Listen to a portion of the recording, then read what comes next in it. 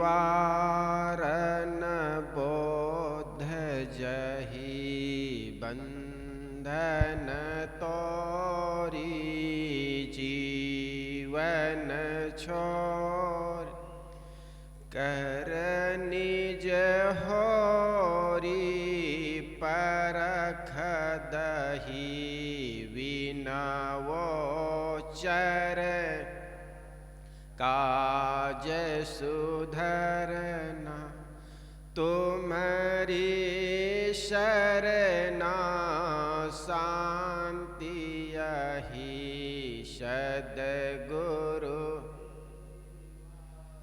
दया धरे वा पार करे वा भव सागर निरहं जग से पारी बोध रूपारी दुख दाहर रहित वासना मेटी हरहु शासना गुण आगर त्याग का आसन हंता भासन तंता नहनागर बंदो गुरुवर देव सहज स्वभाविक ज्ञान निधि करण हार वजहाँ न संशय है भरमादीन कृपा कर ज्ञान जहि थे सब जालन खानी बानी अरुझान करहूँ शमन आसक्ति गुरु बंदों सन्मुख पारखी शीश भेट धरु हाथ वचन उचारूं बंदगी सत प्रेम के साथ साहेब बंदगी साहेब बंदगी साहेब।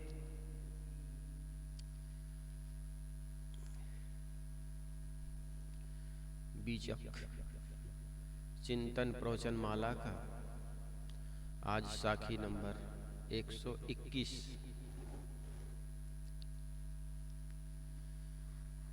सदगुरु कबीर की मूल रचना बीजक साखी प्रकरण का की यह 121वीं साखी है।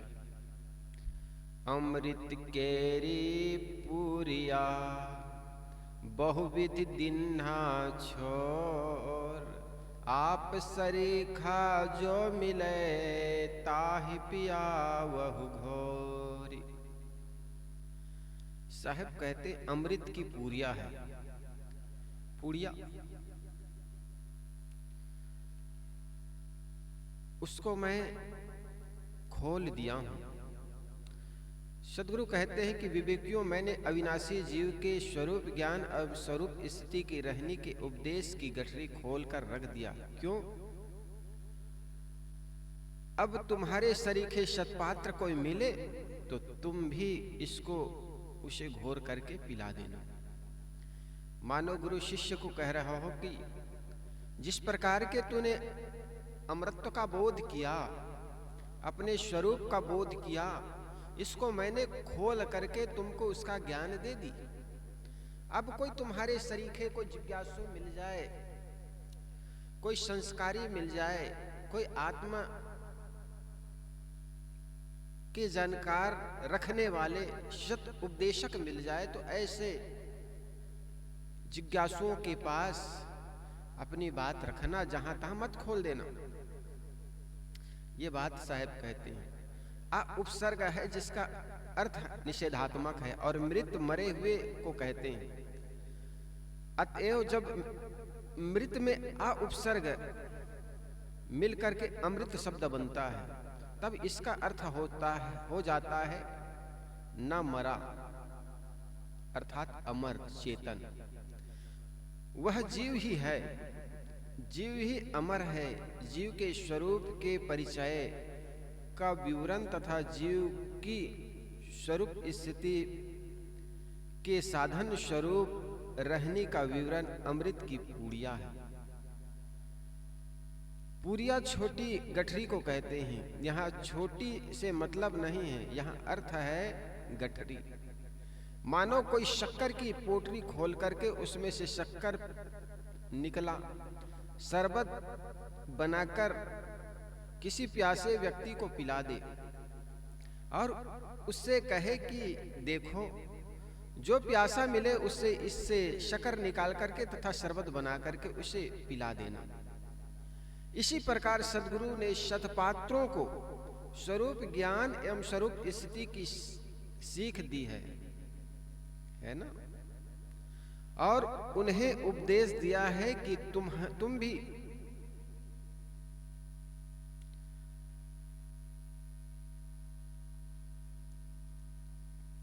कोई तुम्हारे सरीखा सत्पात्र मिले तो तुम भी उसे स्वरूप ज्ञान एवं स्वरूप स्थिति के उपदेश देने का प्रयास करो। जो जिनके पास चीजें होती वही चीज देते हैं। सद्गुरु के पास ज्ञान स्वरूप स्थिति है। संसारियों के पास जाओगे तो कोई अपना आपका व्यापार पूछेगा। कोई कहता है व्यापार कितना है और कोई कहता है व्यवहार कितना है। कोई ये नहीं पूछता कि आपका अध्यात्म में, कोई ये नहीं पूछता कि आपका अध्यात्म में प्यार कितना है। कोई आपका व्यवहार पूछता है, कहो आपका कितने बाल बच्चे, जमीन कितनी है। कोई आपका व्यवहार पूछता है, कोई आपका व्यापार पूछता है। कोई ये नहीं पूछता कि आपसे आपका अध्यात्म से प्यार कितना है। साहब यही बात कहते हैं, सद्गुरु के पास आत्मज्ञान का उपदेश है। वे साधकों को बांटते हैं, साधकों को देते हैं और साधक से कहते हैं कि आपको भी वैसा ही जिज्ञासु मिल जाए तो आप भी उसको खोल करके पिला देना। अमृत बड़ा प्यारा शब्द है। अमृत शब्द सुनते ही मन में मिठास वस्तु का आकार खिंच जाता है। जब कोई बहुत मीठा फल खाता है तब वह उसकी प्रशंसा में कहता है कि यह तो बिल्कुल अमृत है। स्वादिष्ट भोजन खा करके लोग कहते हैं भाई भोजन क्या था, अमृत था। किसी के मधुर स्वभाव की और प्रशंसा करते हुए कहा जाता है कि यार उनका तो स्वभाव बिल्कुल अमृत है। मीठे वचन को भी अमृत कहते हैं। उनकी बात तो अमृत के समान होता है। वस्तुतः भौतिक क्षेत्र में अन्न और मीठे वचन अमृत है। अन्न से अर्थ है आहार। आहार ग्रहण करने से ही मनुष्य जीवित रहता है। इसलिए आहार अमृत है और मीठे वचन सुनकर के मनुष्य का मन संतुष्ट होता है, इसलिए वह भी अमृत है। परंतु यह ध्यान रहे कि हर जगह मीठी वस्तु ही अमृत नहीं है। रोग में मीठा विष का काम करता है और कड़वी दवाई अमृत का काम करती है। इसी प्रकार झूठी मीठी बातें अत्यंत मनुष्य का अहित करती है, परंतु सत्य कड़वे वचन कल्याणकारी होती है। यह आवश्यक है कि सत्य को जितना मीठा बनाया जा सके अच्छा है, लेकिन सत्य बात सबको स्वीकार भी नहीं होती। लेकिन सत्य बात को जितना हो सके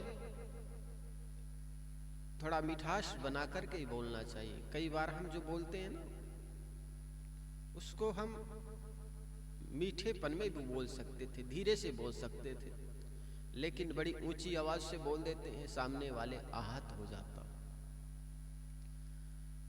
इसलिए जो चीज जो बात हम धैर्यता से, धीरज से बोल सकते हैं उन बातों को जहां तक बड़े धीरे से ही बोले। ऊंची आवाज से बोलने से दूसरे व्यक्ति आहत हो जाता है। संसार में विष होता है जिसको खाकर प्राणी मर सकता है, परंतु अमृत कहीं नहीं होता है जिसे खाकर मृत व्यक्ति जीवित हो जाए, या कोई जीवित प्राणी उसे खाकर सदा सदा के लिए देह सहित अमर हो जाए। वस्तुतः जीव का अपना मौलिक चेतन स्वरूप ही अमर है, अजर अमर है।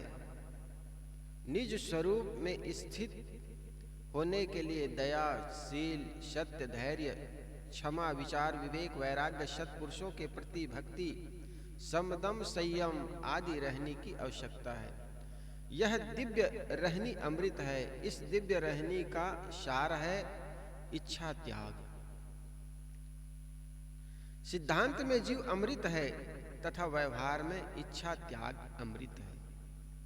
10वीं रामायणी की साखी में सद्गुरु ने इस बात पर प्रकाश डाला है, अमृत वस्तु जाने नहीं मगन भया सब लोए, कहे कबीर कामो नहीं जीव ही मरण न हो।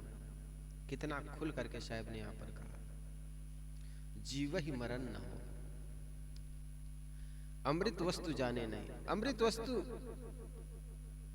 आदमी जान नहीं पाता। कामना का त्याग और जीव की अमृता ही अमृत है।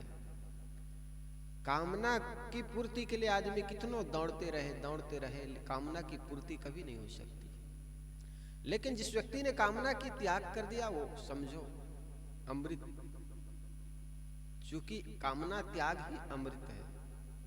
व्यवहार क्षेत्र में कामना त्याग ही अमृत है। परमार्थ क्षेत्र में व्यवहार, हमारे अध्यात्म आत्मा ही अमर है। साहब कहते जीव स्वभावतः अमर है, इनकी अमरता के लिए कुछ करना नहीं है, करना है कामना का त्याग। कामना का त्याग कर देने के बाद व्यक्ति का व्यक्तित्व अमर हो जाता है। गुरु संतों के सारे उपदेश मानो इसी एक ही बात के लिए है कि वासनाओं का त्याग करो। स्वरूप स्थिति की रहनी इसी एक ही बात में समाई है कि मनुष्य इच्छाओं से मुक्त हो। जिसने संसार के भोगों की इच्छा छोड़ दी है उसे क्या बंधन है। विशाल देव कहा करते थे, जो इच्छा छोड़े फिरे तेहि को गही लीन। जो इच्छाओं को त्याग कर विचरण करता है, संसार में रहता है, उनको बंधनों में बंधने की क्षमता किसे है। उसको बंधनों में बांधने की क्षमता किसको है बताओ। जिन्होंने इच्छा त्याग दिया उनको कौन बांध सकता। एक साधक कहते थे, साहब मैं तो संसारिक बंधन में बंधना नहीं चाहता था, मैं तो संत होना चाहता था, सद्गुरु संतों के आश्रम में रहना चाहता था, लेकिन मेरी माँ बाप ने के इच्छा के कारण मैंने शादी कर ली। ऐसा कहता ना अधिकतर लोग, अंदर तो बना रहता है शादी हो जाए, ऊपर ऊपर से नाना करते। हमने कहा भैया और लोगों को बांध नहीं पाए, बुद्ध कबीर को, और तुमको कैसे बांध दिया। तो जो बंधना चाहेगा उसको संसार के कोई सद्गुरु बचा नहीं सकता है, लेकिन जो बंधन से मुक्त होना चाहता हो उसको जीवन में कोई बांध नहीं सकता। इसलिए साहब ने कहा ना, बंधे को बंधा मिले छूटे कौन उपाय, कर बंदगी निर्बंध की जो काल से देत छुड़ाए। तो इस प्रकार साहब कहते हैं, जिसको बंधनों में बंधने की, उसको बंधनों में बांधने की क्षमता किसे है। हमारी इच्छा ही हमें बांधती है। धन की इच्छा दरिद्रता का बोध कराती है, सम्मान की इच्छा अपमान का बोध कराती है, सुख की इच्छा दुख का बोध कराती है। तात्पर्य यह है कि हमारे मन की इच्छा ही हमारे मन में अभाव, असंतोष एवं कमी का अनुभव कराती है। जब हमारे मन में सारी इच्छाएं निकल जाती है, जब हमारे मन से सारी इच्छाएं निकल जाती, तब अपने अमर स्वरूप, अमृत स्वरूप का हमें अनुभव होता है। अतएव इच्छा ही विष है और इच्छा का त्याग ही अमृत है।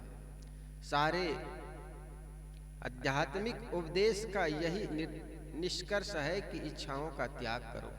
जो इच्छाओं का त्यागी होता है वह सबको प्यारा होता है। इच्छाओं का त्याग करने वाला किसी से विवाद कर ही नहीं सकता। जब कुछ चाहिए नहीं तो किसी से झगड़ा कैसे।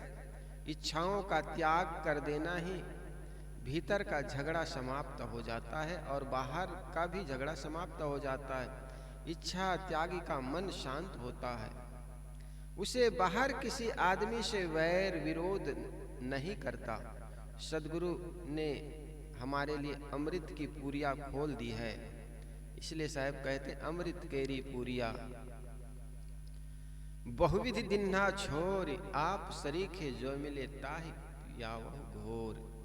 साहब कहते हैं जो तू चाहे मुझको छाड़ सकल की आस, मुझ ही ऐसा हो रहा सब सुख तेरे पास। अगर तुम मुझे चाहते हो तो मेरे जैसे हो जाओ, अर्थात इच्छाओं का त्याग करो। और जो व्यक्ति इच्छाओं का त्याग कर दे उसके लिए फिर कोई बंधन नहीं, कोई राग द्वेष नहीं। इच्छाएं जब तक होती है तब हम चीजों से बंधते हैं और इच्छा के खत्म होने से बंधन से मुक्त हो जाते हैं। और यही कारण है कि इच्छा से बंधा हुआ व्यक्ति ही जीव है और इच्छा से मुक्त हो जाता है, वो शिवत्व की उद्घाटन उसी में घट जाती है। विश्राम सागर में महाराज राम से उनके छोटे भाई लक्ष्मण पूछते हैं, जीव इसमें भी भेद किम। ये भैया जीव और ईश्वर में भेद क्या है। महाराज राम ने बड़ा अच्छा उत्तर दिया है, जीव इसमें भेद किम, इतना यह सदीश है भाई, इतना ही अंतर है। बद्ध दशा में जीव है, मोक्ष दशा में शिव। जब बंधनों में बंधा हुआ है, संसार के बंधनों में है, इच्छाओं से लपटा हुआ है, तब समझना वह जीव है। और इच्छाओं से मुक्त है, बंधनों से मुक्त है, रागद्वेष से मुक्त है, तो वही शिव है। इसलिए हमें बंधन से मुक्त होना है। राग द्वेष जो निर्वारे सोजन सदा आनंदा। साहब ने कहा जो राग द्वेष का निवारा कर देता वो आनंद में रहता। एक फकीर था, अपने को सड़कों पर चलते जहां बैठते वही कहता, मैं खुदा हूं, मैं खुदा। खुदा मुसलमान उनको खुदा कहते, हिंदू उसको भगवान कहते। तो फकीर अपने को कहता मैं खुदा हूं, मैं खुदा। उस समय मुसलमान कोई सम्राट था। मुसलमान के सम्राट के पास जाकर के फकीर की बात कही गई कि वो फकीर अपने को खुदा कहता है।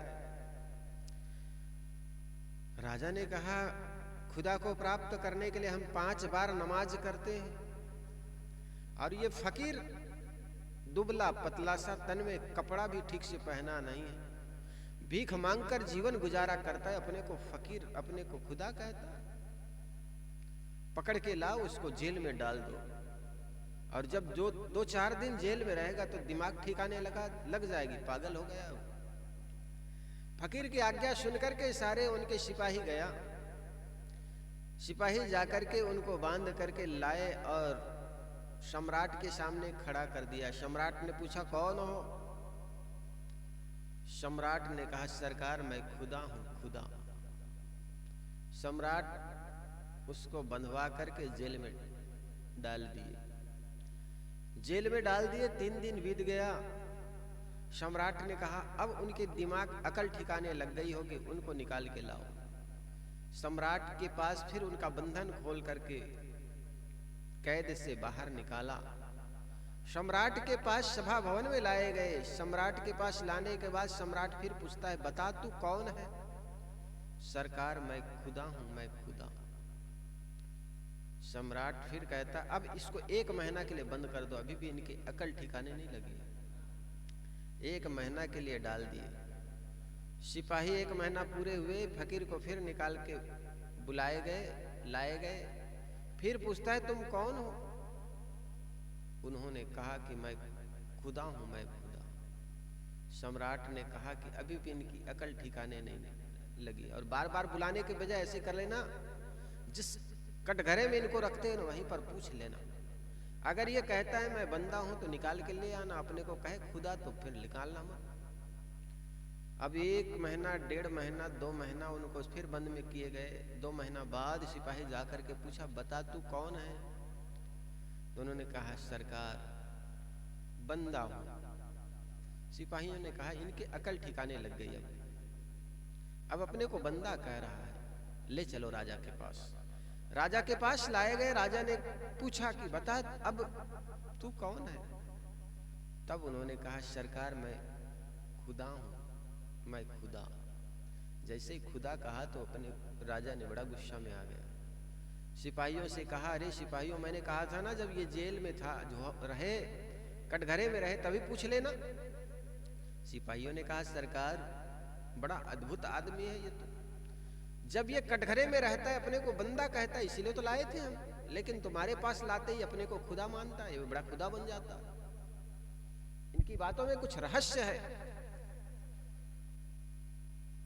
तो राजा ने फकीर से पूछा कि बता फकीर, तुम्हारी बातों में क्या रहस्य है? जब जेल कटघरे में रहते हो अपने को बंदा कहते हो और खुल जाते हो तब कहते हो मैं खुदा हूं। तब फकीर ने बड़ा रहस्यपूर्ण बात बताई। उन्होंने कहा, सरकार जब मैं तुम्हारे जेल खाने में तुम्हारे कटघरे में रहता हूं तब मैं तुम्हारे बंदा होता हूं, लेकिन जैसे ही उस कटघरे से मुझे निकाल कर ले आते हो, बंधनों से मैं मुक्त हो जाता, मैं खुदा हो जाता हूं। और हकीकत में तुम ये राजपाट से बंधे हुए हो इसलिए तुम बंदा हो, और मैं इस राजपाट क्या पूरी दुनिया से मुक्त हूं इसलिए मैं खुदा हूं। बात समझने जैसा है। जब तक संसार में तुम बंधे हुए बंदा हो, जीव हो, और इन बंधनों से मुक्त हो जाते हो, यही कारण है कि संत गुरुजनों को भगवान कहे जाते हैं। इसलिए जयकारा भी लगाते हो, सदगुरु भगवान की जय। जो व्यक्ति जीवों से बंधनों से मुक्त हो जाता है उसी में शिवत्व की उद्घाटन हो जाती है। कोई जीव और शिव अलग नहीं है, लेकिन जीव अपने पुरुषार्थ से इच्छाओं का त्याग कर वो शिव का उद्घाटन कर लेता है, शिवत्व का उद्घाटन उसमें हो जाता है। जय। इसलिए साहब कहते हैं, इसलिए महाराज राम ने कहा, बद्ध दशा में जीव है, मोक्ष दशा में शिव। इसलिए कहा जाता है कि गुरु चेला नहीं बनाता, गुरु गुरु बनाता। किसी भी शिष्य उनके पास आता है तो गुरु अपने सारा ज्ञान शिष्य के पात्र में उड़ेल देना चाहता है। बहुत सी और परंपरा है, जैसे पहलवानी परंपरा में गुरु अपने एक न एक पैतरा बचा कर रखता है, लेकिन अध्यात्म गुरु अपने सारे ज्ञान को शिष्यों पर उड़ेल देता है और कहता है, बेटा मैं हूं वही तू है, अहम ब्रह्मास्मि, मैं ब्रह्म हूं, तत्त्वमसि, तू भी ब्रह्म है, जो मैं हूं वही तू है। इसका ज्ञान सदगुरु से मिलता है। आगे साहब कहते, अमृत केरी मोटरी सिर से धरी उतार, ताहि कहो मैं एक है, सो मोहि कहे दुई चार। 122 नंबर की शाखी में शायद कहते, लोगों ने अमृत की गठरी अपने सिर से उतार कर अलग रख दिया। अमृत केरी मोटरी सिर से धरी उतार, जाहि कहो मैं एक है, सो मोहि कहे दुई चार। अर्थात लोगों ने स्वरूप विचार और इच्छा त्याग की रहनी को तिलांजलि दे दी। मैं जिससे कहता हूं कि एक जीव ही सत्ता है, अतः सारी इच्छाएं त्याग कर निज स्वरूप में स्थित हो, वह मुझे दो चार टेढ़ी सीधी बातें कहने सुनाने लगता है, अथवा वह जीव के ऊपर 2-4 देवी देवताओं की बातें करने लगता है। जाहि कहो मैं एक है, सो मोहि कहे दुई चार। लोग कहते हैं कि यह जीव क्या है, तुच्छ है, परावलंबी है, ये तो नाचीज है, जीव तो कुछ नहीं है, तुच्छ है। सर्वशक्तिमान तो परमात्मा है, ऊपर बैठा है, आदमी के ऊपर की ओर इशारा करता है, ओ ऊपर बैठा है। लेकिन ऊपर वाले सब ऊपर वाले को किसने बनाया? सारे ऊपर वाले को भी मनुष्य ने बनाया है। आदमी अपनी कल्पना से ऊपर वाले की कल्पना कर ली, ऊपर वाले की रचना रच दी। इसलिए साहब कहते हैं, संसार में अध्यात्म और धर्म के नाम पर जो नाना मत मतांतरों के मनुष्यों की भीड़ है, उसने मानो अमृत की गठरी अपने सिर से उतार करके अलग रख दिया। धार्मिक भीड़ के मनुष्य न तो निज स्वरूप का विचार करते हैं, न इच्छाओं के त्याग पर ध्यान देते हैं। वे तो किसी कल्पित भगवान, भवानी एवं देवी देवताओं को पूजा प्रार्थना के द्वारा खुश करके उनसे सारी रिद्धि सिद्धियां पाना चाहते हैं। परंतु यह सब मन के भ्रम के अलावा कुछ नहीं है। जीव के अलावा ना कोई भगवान है और ना कोई देवी देवता। भगवान, ईश्वर, ब्रह्म, परमात्मा, देवी देवता सब जीव के ही विशेषण है। जीव यदि अपने अस्तित्व से अलग इन सबकी कल्पना करता है तो वह केवल अपने आप को भटकावा के रास्ते में ले जाता है। अतएव यह जीव ही भगवान है, ईश्वर है, ब्रह्म है, परमात्मा है, देवी देवता है, अर्थात यही सर्वोच्च सत्ता है। जब तक हमारी सारी कल्पनाओं का त्याग नहीं किया जाएगा, तब तक कोई निज स्वरूप का ज्ञान एवं स्वरूप स्थिति नहीं पा सकता। लोग देवी देवताओं की भ्रांतियों में इतने डूबे हैं कि उनमें स्वरूप ज्ञान की बातें कहो तो वे नाखुश होकर बड़बड़ाने लगते हैं, है ना। ज्ञान की बातें आदमी सुनना नहीं चाहता। हम तो गुरुजी सगुन उपासक हैं, आपकी बात हमें समझ में नहीं आती। सगुन उपासक तो हम कहते हैं, हम भी तो सगुन उपासक हैं। जीवों की सेवा करना, इससे बड़ा सगुन उपासक और क्या हो सकता। आए गए अतिथियों का सत्कार करना, सेवा करना, और जीव की सेवा ही सगुन उपासक है। कोई मूर्ति की पूजा करना ही सगुन उपासक नहीं है। लेकिन लोगों ने मान लिया जो मूर्ति की पूजा करता है वो सगुन उपासक, और जो आत्मज्ञान की बातें करता है वो निर्गुण उपासक, क्योंकि आत्मा के निर्गुण नहीं, ऐसा लोग व्याख्या करते हैं। लेकिन आत्मा का भी गुण है, वो ज्ञानाकार है, ज्ञान गुण है। ये बात इसलिए साहब को अधिकतर लोग निर्गुणवादी कह देता है, लेकिन सदगुरु कबीर न तो निर्गुणवादी है न सगुणवादी है, वे जीव उपासक है। उन्होंने कहा, निर्गुण का करो ध्यान, सगुण की सेवा करो, निर्गुण का करो ध्यान, और निर्गुण सरगुण से परे तहां हमारा ध्यान, है ना। निर्गुण की सगुण की हम सेवा करते हैं, जीव मात्र की सेवा करते हैं। क्यों? क्योंकि जीवों में हमें परमात्मा का दर्शन होता है, परमात्मा मानते हैं। इसलिए साहब ने कहा, घट घट में वही साईं बसत है, कटुक वचन मत बोल रे, धन जोबन का गर्व न कीजिए, झूठे पचरंग चोर रे। साहब कहते हैं, जो जीव दिखाई पड़ रही है उसमें तुम्हें परमात्मा का नजर नहीं आ रहा। उठते बैठते जीव में तुम्हें परमात्मा दिखता नहीं। आदमी को तो ऐसा भगवान चाहिए कि प्रात भर के 56 भोग लगा दो और खाए न, लौटाकर अपने खा जाओ। और अगर किसी भगवान को 56 भोग लगा दो और खा जाए, तब उनको उससे नाखुश हो जाता है ना। घर में रहे माँ बाप, गुरुजन के सामने अगर भोग लगा दोगे तो वे खा जाएंगे। इसलिए ऐसा भगवान चाहिए जिनको लगा तो दे लेकिन खाए ना। आजकल लोग बड़े पाखंडपूर्ण बातें करते रहते हैं। भगवान को देखो बुखार आ गया। अच्छा, अभी कुछ दिन पहले राम मंदिर के भगवान को बुखार लग गया था, लू लग गया था। भगवान को लू लगने से 3 दिन मंदिर बंद रहेगा, अखबार में आया था। ऐसे ऐसे पागलपन, आदमी की बुद्धि का दिवालिया निकल गया है। इसलिए साहब कहते हैं, अपना विवेक का तो प्रयोग ही नहीं करते, बिल्कुल बुद्धि का बिल्कुल आदमी प्रयोग ही नहीं करता, एकदम तिलांजलि दे देता। अरे विवेक कर, विवेक बंदगी। साहब ने कहा, कर बंदगी विवेक की, भेज धरे सब कोय, सो बंदगी वह जान दे जहां शब्द विवेक न हो। साहब कहते हैं जो व्यक्ति विवेकी होता है, पारखी होता है, उनकी बंदगी करो। भेष देख मत बूझिए, बूझ लीजिए ज्ञान, बिना कसौटी होए नहीं कंचन की पहचान। साहब ने संत के बारे में भी सुंदर प्रभाषित किया, संत कौन?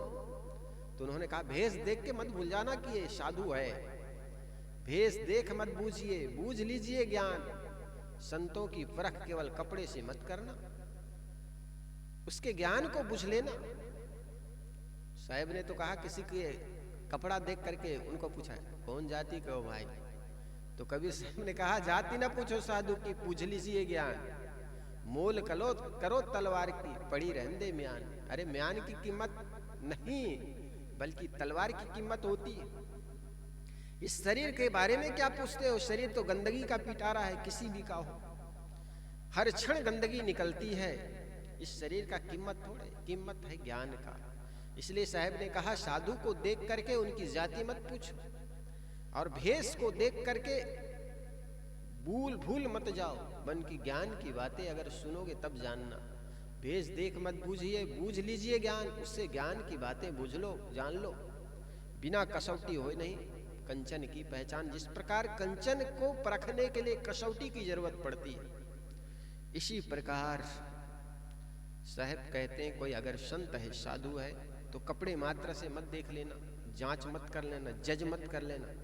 उनकी जज करना ज्ञान से, रहने से। और जो व्यक्ति रहनी संपन्न है, फैन फुल पैंट शल्टा में हो, धोती बंगाली में हो, साड़ी ब्लाउज में हो, तो भी वो संत है। संत बड़े परमार्थी, शीतल उनके अंग, तपन बुझाए और को दे दे अपने रंग। साहब कहते हैं संत बड़े परमार्थी, संत बड़े परमार्थी होते हैं। उनके सानिध्य बैठोगे ना तो उनकी शीतलता आपको मिलेगी। जो ज्ञान उनके जीवन में है वो ज्ञान आपको मिल जाएगा। यही कारण है कि आदमी को कहा जाता है तुम ऐसी संगत कर कि आपकी ज्ञान से कुछ ज्यादा हो। क्यों? क्योंकि उनके सानिध्य रहोगे तो उठते बैठते कहीं न कहीं ज्ञान की बातें होगी, और ज्ञान की बातें होंगी तो आपका भी ज्ञान में वृद्धि होगी। जानकारी एक ऐसी चीज है, दो आदमी जानता है और एक दूसरे को दोगे तो जानकारी दो दो हो जाती है। लेकिन 1 रुपया आपके पास है, 1 रुपया मेरे पास है, एक दूसरे को आदान प्रदान करेंगे तो अंततः 1-1 रुपया ही बच जाएगा। और जानकारी ज्ञान एक ऐसी चीज है कि एक दूसरे को आदान प्रदान करेंगे, दो दो ज्ञान हो जाएगा। आप जानते हो, मेरे को दिए, मैं जानता हूं आपको दिया, तो आपका ज्ञान तो आपके पास है ही, मैंने दिया वो 2 हो गया। तो ज्ञान जो है बांटने से बढ़ता है, इसलिए। और धन बांटने से जो कह तो बना रहता। आप मेरे को देंगे, मैं आपको दूंगा, तो यूं के यूं रह गए। इसलिए साहब कहते हैं किसी व्यक्ति को अमृत केरी मोटरी सिर से धरी उतार, जाहि कहो मैं एक है सो मोहि कहे दुई चार। साहब कहते हैं ये अमृत की पुरिया था, जिससे व्यक्ति अपने आप का बोध करता था, मैं स्वरूप चेतन हूँ, अहम शुद्ध चैतन्य ज्ञान अस्वरूपम, अजरहम अमरहम अखंडम अनुपम। ये बोध की बात मैंने लोगों को सुनाई, लेकिन मैं कहता हूं तू एक है, एक जीव तुम्हारे अंदर है, एक परमात्मा हो तुम।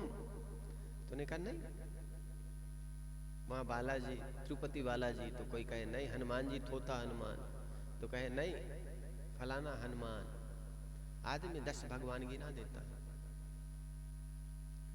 लेकिन सारे भगवानों का भगवान, सारे शास्त्रों का शास्त्र कहां से निकला? मनुष्य के हृदय से। अगर मनुष्य के विचार चिंतन खत्म हो जाए तो बताओ ये शास्त्रों को कौन बनाएगा? भगवान की कल्पना कौन करेगा? सृष्टि की जानकारी कौन करेगा? हजारों वर्षों से लोग यज्ञ करते रहे, ऊपर उंगली करते रहे, भगवान को धुआं के माध्यम से, हवा के माध्यम से भोग मिलता। पूरे आकाश को वैज्ञानिकों ने छान मार दिया, अंतरिक्ष स्टेशन बना लिए, चंद्रमा तक पहुंच गए, मंगल ग्रह तक पहुंच गए, लेकिन ऊपर कहीं भगवान का लोक मिला नहीं। और सदियों से लोगों ने तथाकथित अपने को पंडित कहने वाले लोग भगवान की खोज करते रह गए। इसलिए साहब कहते हैं भगवान को मानते हो बात ठीक है, लेकिन साथ साथ अपने कर्म को सुधारो। जो व्यक्ति अपने कर्मों को सुधारता है, अपने जीव को सुधारता है, अपने मन को सुधारता है, उनका जीवन सुंदर बन जाता है। और तुम्हारे ऊपर कोई सत्ता, कोई भगवान की सत्ता नहीं, बल्कि तुम अपने विचारों से चलते हो। अपने विचारों से आदमी चलता है, बाद में भले कह देता है कि ईश्वर की ऐसी प्रेरणा है, आज भगवान बारिश करा दिया, आज से कथा भगवान चालू करवा दी। अरे भगवान नहीं, आप सबकी इच्छा हुई, पैसा इकट्ठा किए, कथा भागवत शुरू किए, सत्संग कराए, कोई दूसरा नहीं, आप जैसे सज्जन विचार किया कि सद्ज्ञान की चर्चा करने से लोगों में सात्विक भावनाएं आएंगी, फिर सत्संग करते हो, कथा करवाते हो। लेकिन आपको भगवान पर भरोसा हो और भगवान पर ही भरोसे बैठ करके छोड़ दो कि कोई भी बिगड़ता है भगवान के कारण हो रहा है, तो ऐसा कौन मानेगा? कोई मानने के लिए तैयार नहीं, कोई मानेगा भी कैसे? क्योंकि जितने भी भगवान हैं वो सब मनुष्यों की कल्पना से निर्मित है। आगे साहब अपनी बात रखते हैं,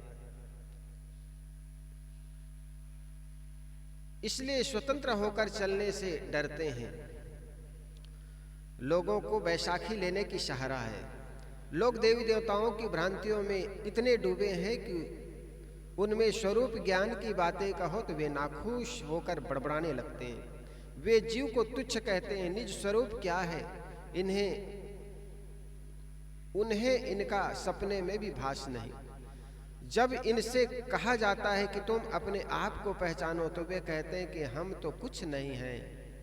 उन भोलों को यह सूझ नहीं रहा कि यदि कुछ नहीं हो तो उनके देवी देवता तथा ईश्वर ब्रह्म किस काम के। पहले वे कुछ है, तब उनके लिए किसी अन्य की आवश्यकता है। यदि वे ही कुछ नहीं है तो नहीं फिर कौन कहा। लोग बैसाखी के सहारे चलने की आदी है, इसलिए स्वतंत्र होकर चलने से वे डरते हैं। किंतु सारी कल्पनाओं एवं इच्छाओं को छोड़े बिना कोई निज स्वरूप की न ठीक से पहचान कर सकता है और न निज स्वरूप में स्थित हो सकता है। इसलिए साहब सदगुरु काशी साहब ने कहा, सब सिद्धांत किया कम जग में, आदम मानव तुम ही तो हो। ईश्वर खुदा जगत के करता, कल्पना किया सो तुम ही तो। साहब कहते हैं सब ईश्वरों का ईश्वर, सब शास्त्रों का शास्त्र मनुष्य के हृदय से निकलता। इसलिए मनुष्य कम से कम अपने को पहचाने, मुझे ईश्वर की क्या जरूरत। मैं जब मेहनत करता हूँ, मैं अपने मन को शांत करने के लिए काम करता हूँ तो मेरा मन शांत हो जाता है। और मैं जब अशांत करने का काम करता हूँ तो मैं अशांत हो जाता हूँ। चोरी, निंदा, झूठ, फरेब जब करेंगे आदमी अशांत हो जाता है। और वही आदमी दया, क्षमा, करुणा, सत्य, विवेक, विचार के पथ पर चलता है, धर्म और अध्यात्म के पथ पर चलता है, शांत हो जाता है। ऐसा क्यों होता है? अगर हमारे जीवन का डोर किसी अलौकिक ईश्वर करता है, उनके हाथों में है, तो हम चाह करके भी शांत नहीं रह सकते।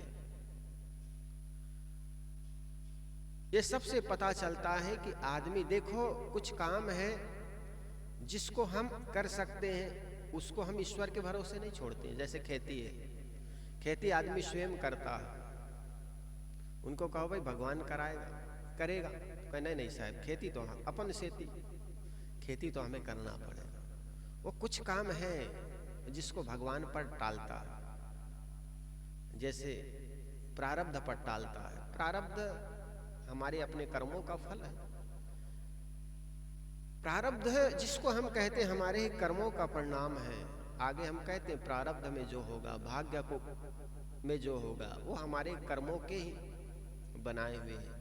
हर आदमी अपने भाग्यों के निर्माता है। इसलिए कहा जाता है कर्म तुम्हारे अच्छे हैं तो किस्मत तुम्हारी दासी है।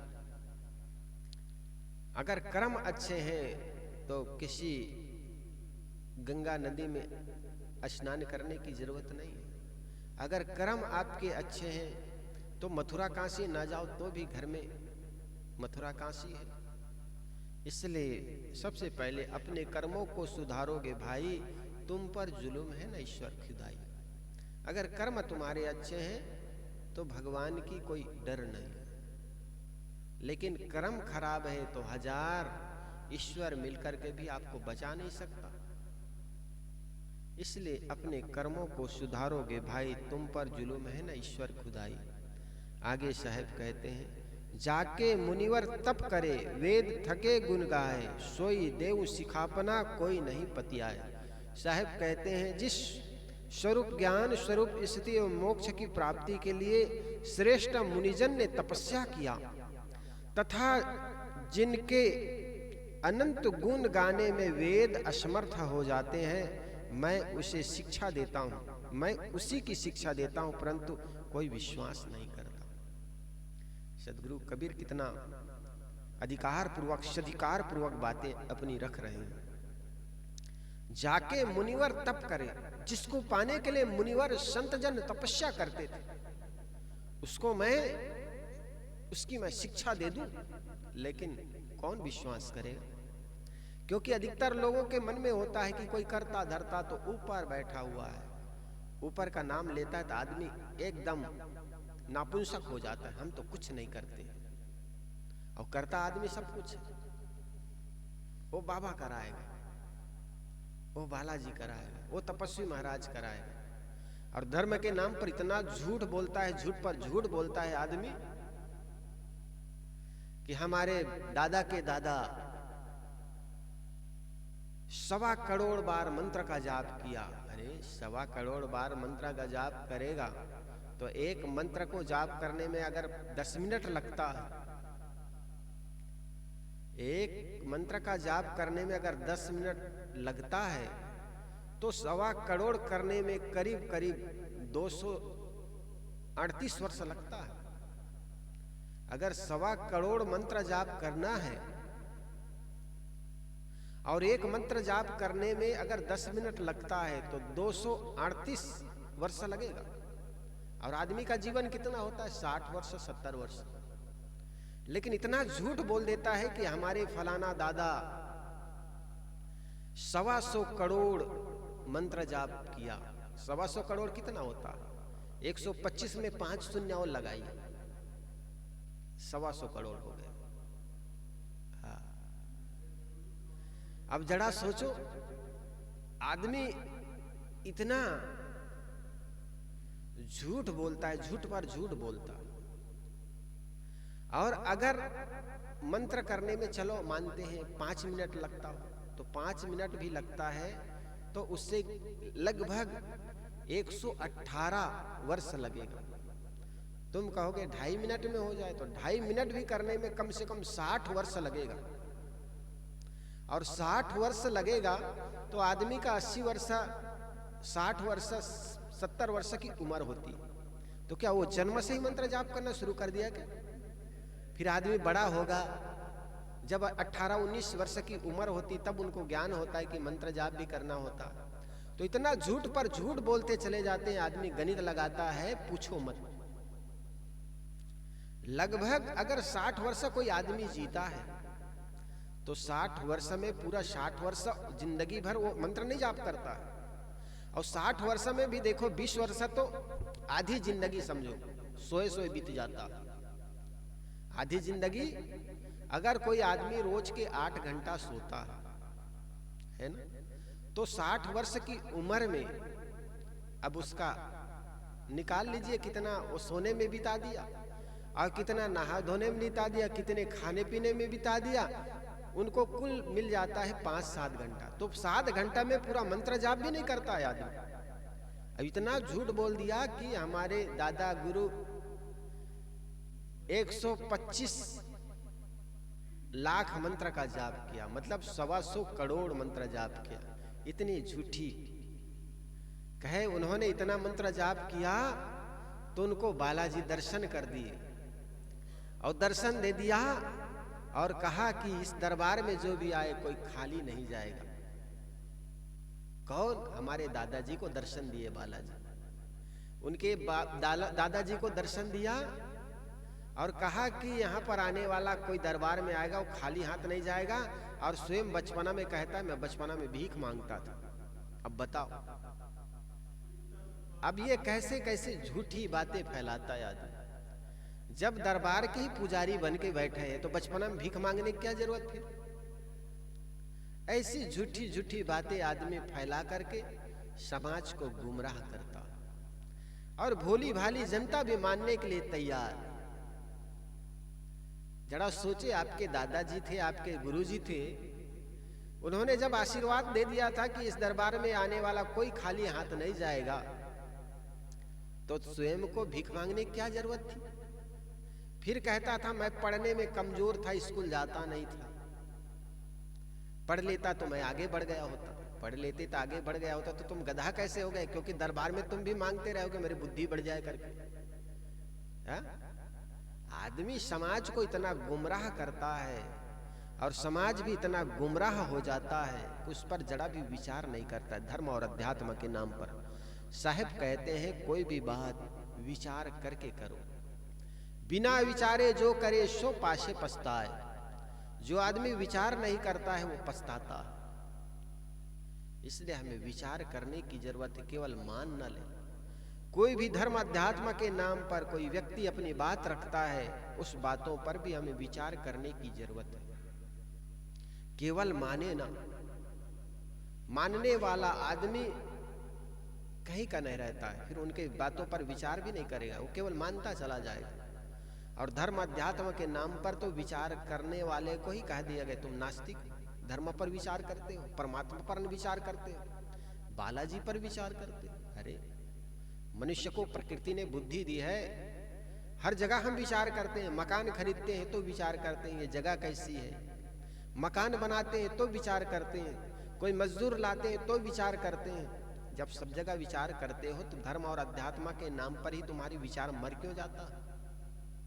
उस पर तुम विचार क्यों नहीं करते? साहब कहते हैं इसलिए करो विचार जो सब दुख जाए। विचार करोगे तो तुम्हारे जीवन का दुख का अंत हो जाएगा, लेकिन विचार नहीं करोगे तो पदे पदे तुम्हें फंसाने वाले मिलेंगे, गुमराह करने वाले मिलेंगे। और जो व्यक्ति विचार करता है वो व्यक्ति कहीं फंसता नहीं। इसलिए हमें हर जगह परख करने की जरूरत है, विचार करने की जरूरत है।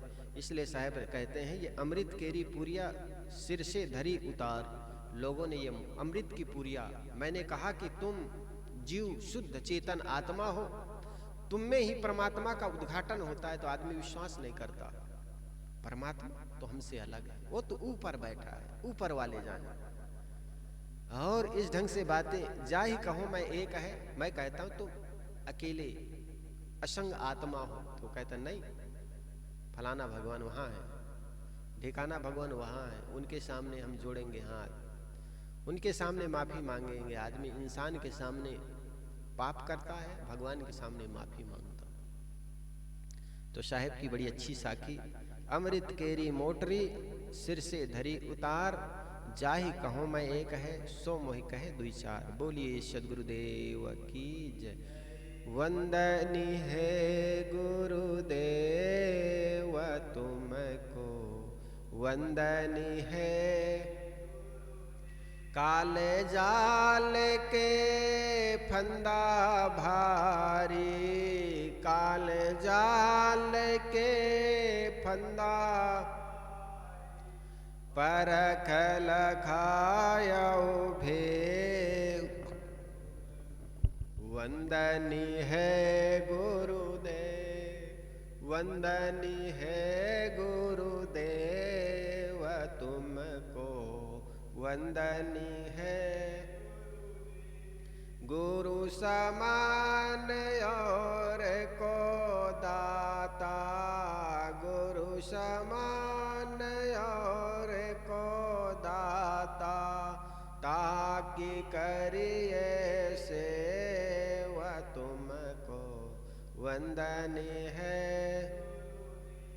वंदनी है गुरुदेव तुमको, वंदनी है गुरुदेव।